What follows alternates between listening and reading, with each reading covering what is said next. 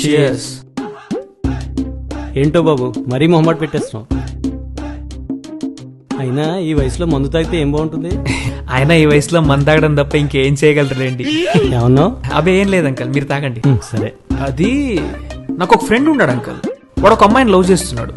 ఆ అమ్మాయి వేరే క్యాస్ట్, కానీ వాడికి ఏం చేయాలో అర్థం కావట్లేదు. ఈ కాలంలో కూడా కులాలు మతాలు ఏంటయ్యా? పా ఏం చెప్పారు సార్?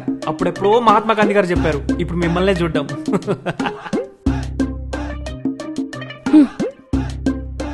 నాన్న, అమ్మో నువ్వేంటి నాన్న మందు తాగుతున్నావు?